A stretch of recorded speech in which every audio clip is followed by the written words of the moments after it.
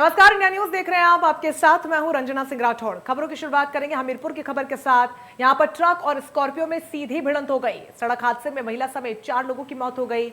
2 लोग हादसे में गंभीर रूप से जख्मी भी हुए हैं। फिलहाल सभी घायलों को अस्पताल में भर्ती करवाया गया है। शादी समारोह में जा रहा था ये पूरा परिवार कि इस दौरान ये बड़ा हादसा हो गया। 2 लोग हादसे में गंभीर रूप से जख्मी हुए हैं।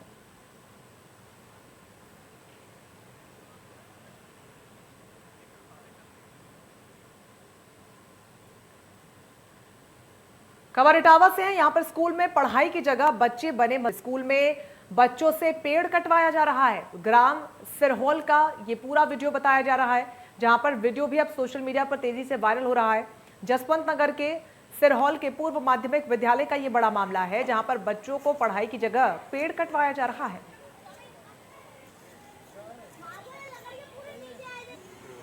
तस्वीरें देखिए कि किस तरीके से ये पेड़ आधा कट चुका है और ये बच्चों ने काटा है। हैरत करने वाली बात तो ये देखिए किस तरीके से बच्चे से पेड़ कटवाया जा रहा है। विद्यालय में शिक्षा के लिए बच्चों को भेजा जाता है, लेकिन स्कूल में पढ़ाई की जगह हर वो काम हो रहा है जो नहीं होना चाहिए। तस्वीर देखिए, ये मासूम बच्चा हाथ में जहां पर कलम होनी चाहिए, किताब होनी चाहिए, तो हाथ में औजार थमा दिया गया है पेड़ काटने का।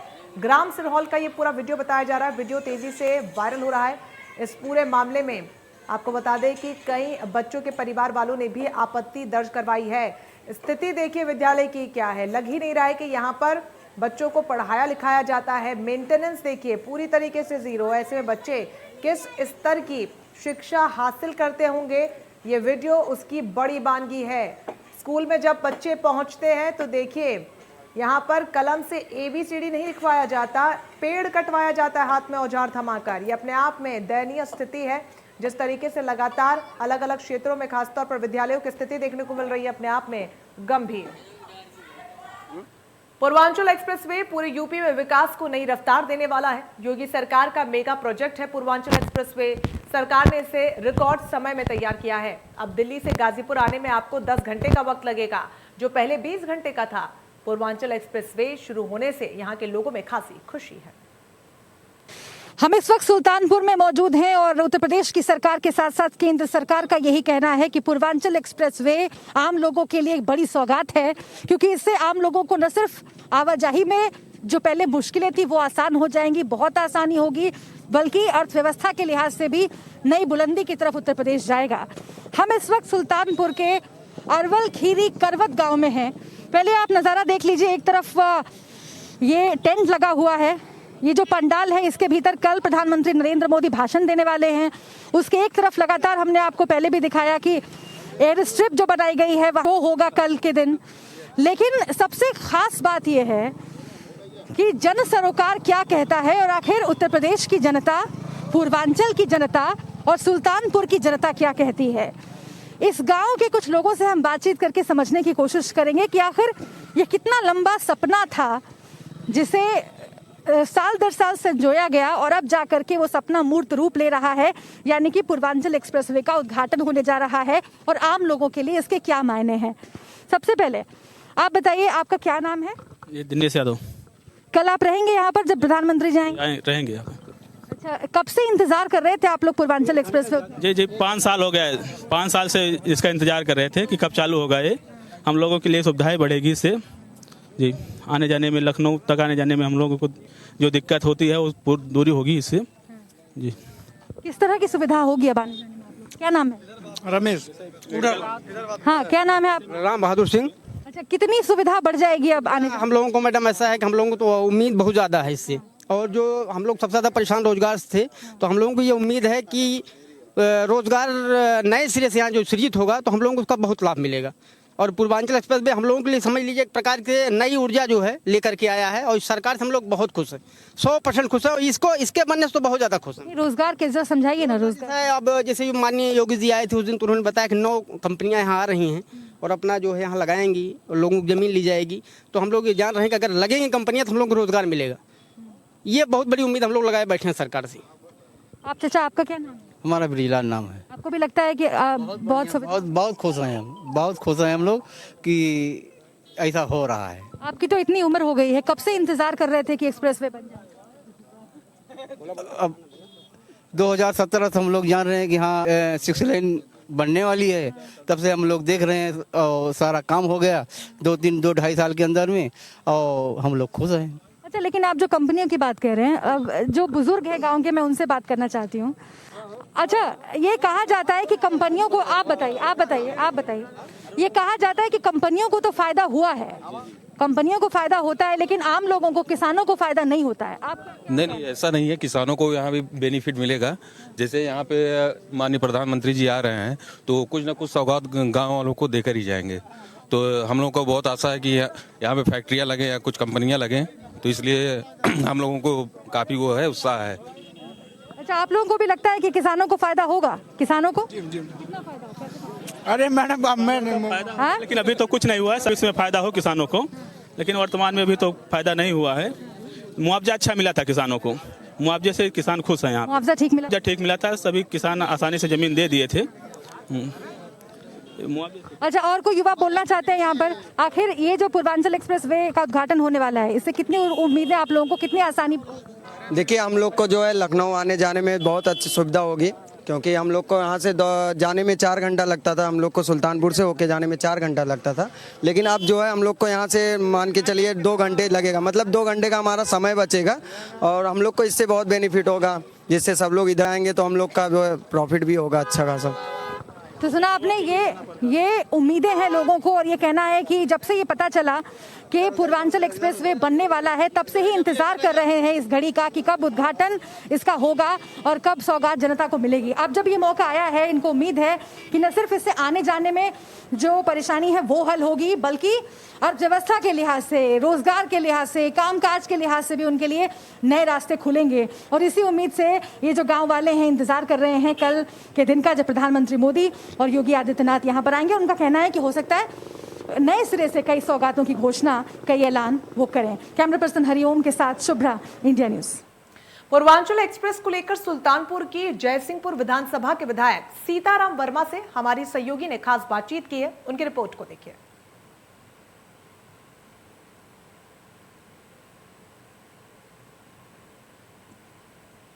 सुल्तानपुर की विधानसभा सीट जयसिंहपुर से विधायक सीताराम वर्मा जी इस वक्त हमारे साथ मौजूद हैं और उनसे भी हम कल के कार्यक्रम के बारे में बातचीत करेंगे, क्योंकि तैयारियां जोर शोर से चल रही हैं। सुरक्षा व्यवस्था से लेकर सरकार और प्रशासन की ओर से जो तैयारियां हैं वो देखने लायक हैं और इंतजार कल के उद्घाटन कार्यक्रम का, एयर शो का और प्रधानमंत्री नरेंद्र मोदी और मुख्यमंत्री योगी आदित्यनाथ के भाषण का किया जा रहा है। विधायक जी का क्या कहना है ये हम जानते हैं। विधायक जी, कल के कार्यक्रम के लिए आप लोगों ने अपने स्तर पर क्या तैयारियां की? ये हमारे क्षेत्र का सौभाग्य है और हमारा सौभाग्य है कि प्रधानमंत्री हमारे क्षेत्र में आ रहे हैं। इससे पहले आज़ाद भारत में कभी प्रधानमंत्री यहाँ नहीं आए, नंबर 1। दूसरे, हमारे क्षेत्र को उसको बहुत लाभ मिल रहा शुरू से ही।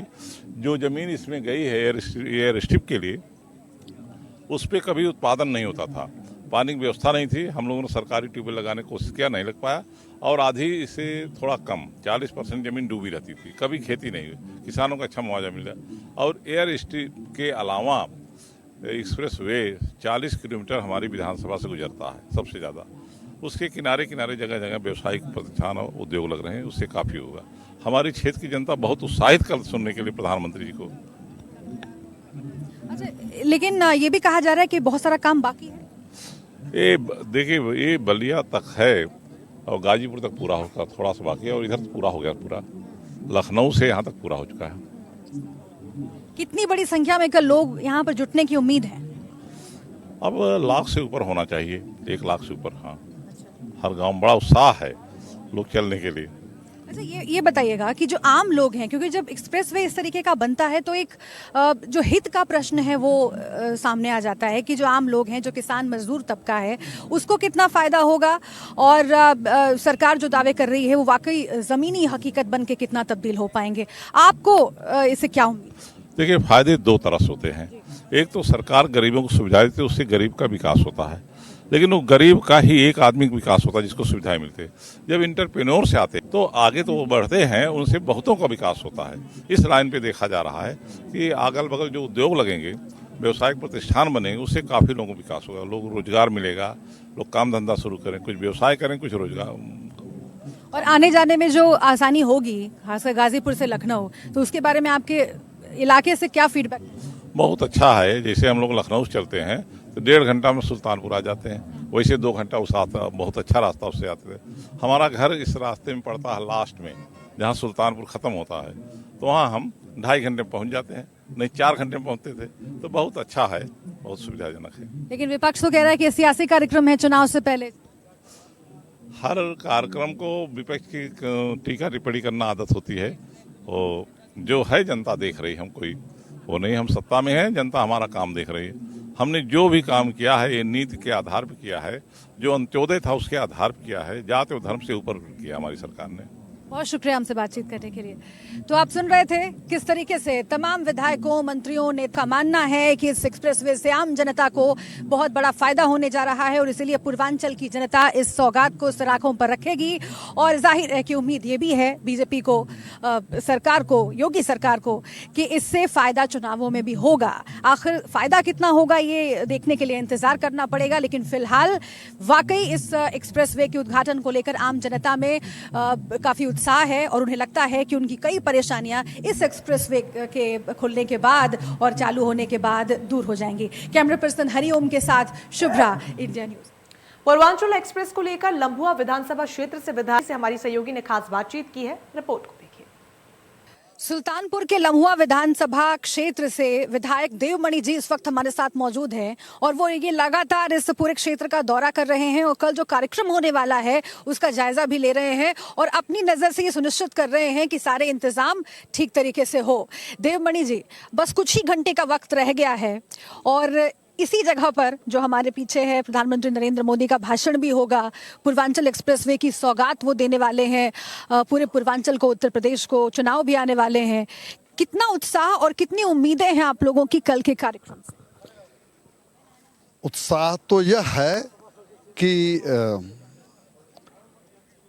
पूरे जनपद में भी मैं देख रहा हूं और लभुआ में विशेष करके किसी ने भी गाड़ी की मांग नहीं की। साहब आना है, किधर से आना है, वो हमको मैप मिलना चाहिए, कितने बजे पहुंचना, ये सब डिस्कशन के पॉइंट हैं। तो ये बड़ी विशिष्ट स्थिति है। नहीं तो मतलब कि लोग सुनते हैं और सभी कार्यक्रमों में दूसरे दलों के उसमें कि साहब गाड़ी कहाँ मिलेगी, कैसे मिलेगी, वो सब चीज़ों से तो ये दिखाता है। और उत्साह का कारण भी है कि प्रथम बार कृषि प्रधानमंत्री का भारत के जो है यहाँ पर कुशभवनपुर की धरती पर आगमन हो रहा है और भारत भाग्य पुरुष मोदी जी के आगमन पर जो उत्साह की लीला है वह देखते ही बनती है। तो आप तो कह रहे हैं कि सब लोग आना चाह रहे हैं, बिना गाड़ी के भी आना चाह रहे हैं, अपने मन से आना चाह रहे हैं। तो आना तो अखिलेश यादव भी चाह रहे हैं, तो उनको इजाज़त नहीं मिल रही। देखिए ऐसा है, लोकनीति में और राजनीति में अंतर है। उसी तरह से कई चीज़ों में अंतर होता है। भाड़े के सिपाही में, अखाड़े के सिपाही में। तो मैंने एक बात बताई कि लोकनीति में और राजनीति में तो बस जैसे है क्या कि तोता भी राम राम करता है, संत भी राम राम करते हैं, दोनों के राम राम में अंतर होता है कि नहीं? तो बात वही है कि यहाँ पर जिस तरह का कार्यक्रम है, जिस तरह का प्रोटोकॉल है, जिस तरह की चीज़ें हैं और व्यवस्था है, उस व्यवस्था का आप जानते हैं कि प्रोटोकॉल एक नयाचार का शब्द है। It is inclusive. अच्छा, आप अपने क्षेत्र के विधायक हैं और लंबे वक्त से आपकी बात होती रही होगी आम लोगों से, जाहिर है कि आप नब्ज पहचानते हैं। कितने वक्त से इसका इंतज़ार हो रहा था? ये सपना कितना पुराना है जो अब जाकर पूरा होने? आप ये देखें कि पूर्वांचल को पूर्व से लेकर के पश्चिम तक जोड़ने का सपना जब मैं देखता हूँ, ये 80 से तो मेरी जानकारी में है, क्योंकि अटल जी लाए थे और मैं उनके स्वागत गीत में था। मैं उस समय इंटरमीडिएट का विद्यार्थी था, तो पता लगा देवमणि द्विवेदी जी को चुना गया। उस समय से वहाँ पर लोग, मैं चूँकि मंच पर था तो मेरे थ्रू पर्ची भिजवा रहे थे कि गाजीपुर से लेकर के सुल्तानपुर होते हुए वहाँ तक के लिए रोड होनी चाहिए, रोड की स्पीड होनी चाहिए, रेलवे लाइन डबलिंग होनी चाहिए। मैं रेलवे का अधिकारी हूँ, रेलवे लाइन की तो डबलिंग हो गई, लेकिन ये जो मार्ग है इसका डबलिंग तो पहले हुई थी, एक्सप्रेसीकरण जो है जो इसका है एक्सप्रेस के रूप में इसके डेवलपमेंट की हमेशा से। तो मैं सन 80 से तो मैं खुद इसका साक्षी हूँ, जानकार हूँ कि इसकी मांग चल रही थी और मांग भी साफ थी लोग कि मतलब इतना टेढ़ी मेढ़ी ना हो कि मतलब हर 2 किलोमीटर चलने पर आपको दाएं या बाएं करवट लेना पड़े गाड़ी को।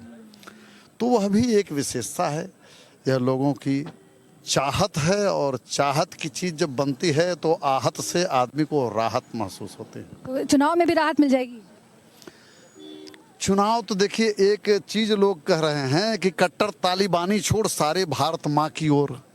जो आपके साथ नहीं है वो तालिबानी है, आप ये नहीं, कट्टर तालिबानियों को छोड़ नहीं, वो आप ट्विस्ट न करिए। कट्टर तालिबानी छोड़ सारे बीजेपी की ओर, सारे भारत माँ की ओर। मतलब ये है कि जिनको अकारण खुराफात नहीं करनी है, जो दहशत पसंद नहीं है, वह सभी हमारे साथ हैं। कुछ रीझ करके, कुछ खींच करके, कुछ पसीज करके। बहुत सारी बातें आपने कही हैं, हालांकि सियासत की बात अभी कम करेंगे क्योंकि ये जाहिर बात है। बहुत शुक्रिया आपका विधायक जी हमसे बातचीत करने के लिए। ये बात स्पष्ट है कि भले ही सियासी बातें होती रहे, आरोप प्रत्यारोप होते रहे, लेकिन एक्सप्रेसवे से और विकास का रास्ता चाहे कहीं से भी निकले, और हो सकता है कि सियासत हो इसके पीछे कहीं ना कहीं, लेकिन हाँ, आम लोगों को फायदा होने जा रहा है और आम लोग इस एक्सप्रेसवे का इंतजार लंबे वक्त से कर रहे थे और अब जाकर के पूर्वांचल के लोगों का सपना पूरा होने जा रहा है। कैमरा पर्सन हरिओम के साथ शुभ्रा, इंडिया न्यूज। तो पूर्वांचल एक्सप्रेसवे पर राजनीति अब उफान पर है। 16 नवंबर को समाजवादी पार्टी प्रमुख अखिलेश यादव की गाजीपुर में होने वाली विजय रथ यात्रा को प्रशासन से अभी तक अनुमति नहीं मिली है। गाजीपुर जिलाधिकारी मंगला प्रसाद सिंह ने प्रधानमंत्री नरेंद्र मोदी के कार्यक्रम का हवाला देकर अखिलेश यादव की विजय रथ यात्रा को अनुमति न देकर उसे रद्द कर दिया है। बता दें कि अखिलेश यादव का 16 नवंबर को गाजीपुर से आजमगढ़ जाने का कार्यक्रम निर्धारित था और इसी दिन पीएम मोदी को पूर्वांचल एक्सप्रेसवे का उद्घाटन भी करना है। ऐसे में प्रशासन ने सुरक्षा का हवाला देकर यात्रा को अनुमति देने से इनकार कर दिया।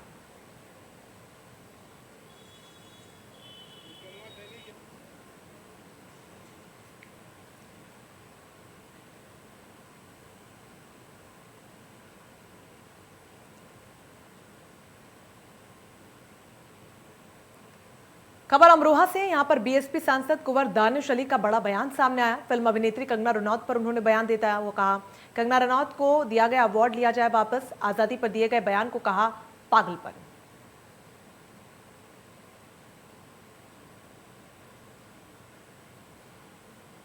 प्रदेश कांग्रेस प्रवक्ता जावेद अहमद का इस्तीफा, पद और कांग्रेस की सदस्यता से उन्होंने इस्तीफा दे दिया है। सलमान खुर्शीद, राशिद अलवी और पर भी उन्होंने गंभीर आरोप लगाए हैं। कांग्रेस की विचारधारा का तुष्टीकरण करने का आरोप उनकी तरफ से लगाया गया है। शीर्ष नेतृत्व की रणनीतियों को कुंद करने का भी यहां पर काम वो कर रहे हैं, इस बात का जिक्र किया। जनधारदीन नेता हतोत्साहित करते हैं कांग्रेस को, ऐसा उनका कहना है।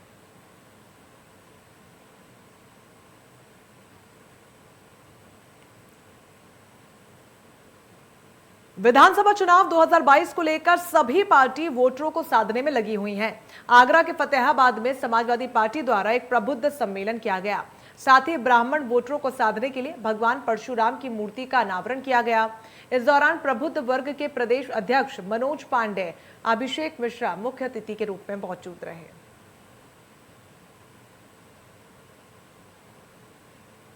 2022 के चुनाव के लिए समाजवादी पार्टी ने कमर कस लिया है। वहीं प्रबुद्ध सम्मेलन के जरिए प्रमुख समाज को साधने के लिए समाजवादी पार्टी तैयार है और बिल्कुल कमर कस लिया है। उसी को देखते हुए यहाँ प्रबुद्ध सम्मेलन में शिरकत करने आए हैं मनोज पांडे, कैबिनेट मंत्री हैं और प्रबुद्ध प्रदेश अध्यक्ष हैं। आइए इनसे बात करते हैं।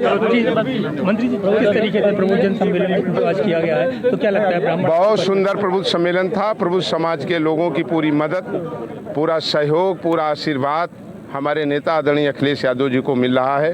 और आज जैसा राजेश शर्मा जी ने यहाँ पर भगवान परशुराम जी की मूर्ति का लोकार्पण का यह शुभ अवसर और उनका आशीर्वाद लेने का अवसर दिया, मैं सभी आयोजक साथियों का भी आभार प्रकट करता हूँ। आज ये समाज निकल पड़ा है उत्तर प्रदेश में, और वो उत्तर प्रदेश में आज अखिलेश यादव को 2022 में उत्तर प्रदेश का मुख्यमंत्री बना करके ही अब चुप होगा।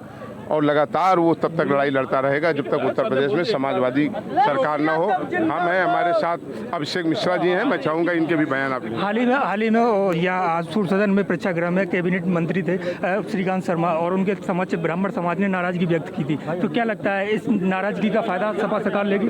मैं उस पर तो कोई टिप्पणी नहीं करना चाहूँगा, लेकिन आज यह समाज अपने आप में इस चीज़ के लिए चिंतित है कि उसके समाज के लोगों की हत्याएं हो रही हैं, उनका अपमान हो रहा है और कहीं ना कहीं वो उपेक्षित हैं।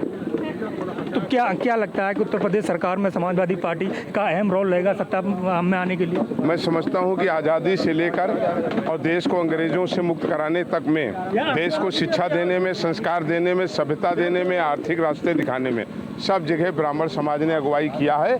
आज इस परिवर्तन में भी उत्तर प्रदेश की एक नई सरकार को गठित करने में ब्राह्मण समाज की अहम भूमिका होगी। क्या लगता है बीजेपी सरकार में समर्थ जो है ब्राह्मण समाज है वो नाराज है और ब्राह्मण समाज पर उत्पीड़न हो रहा है, उसके लिए क्या कहना है? देखिए, ब्राह्मण समाज कुछ अपने लिए अलग से कुछ नहीं मांगता, कभी वो देने का काम करता है, लेकिन ब्राह्मण समाज ये जरूर चाहता है कि जो सम्मान है उसे मिले, जो अधिकार है उसे मिले। भारत का जो संविधान है उस संविधान में दी गई जो व्यवस्थाएं हैं उस समाज को भी दी जाए और सारे समाज के लोगों को दी जाए। तो ये थे हमारे साथ प्रबुद्ध वर्ग के प्रदेश अध्यक्ष मनोज पांडे जी, जो लगातार जिस तरीके से ब्राह्मणों के लिए सम्मेलन में जाकर प्रदेश के प्रत्येक डिस्ट्रिक्ट में जाकर अपना जनाधार बटोर रहे हैं और ब्राह्मण समाज को अपनी ओर खींचने की एक कोशिश कर रहे हैं। और यही कारण है कि इनका कहना है कि समाजवादी पार्टी निश्चित तौर पर 2022 में फतेह ग्रहण करेगी। आगरा से मनोज चार, इंडिया न्यूज।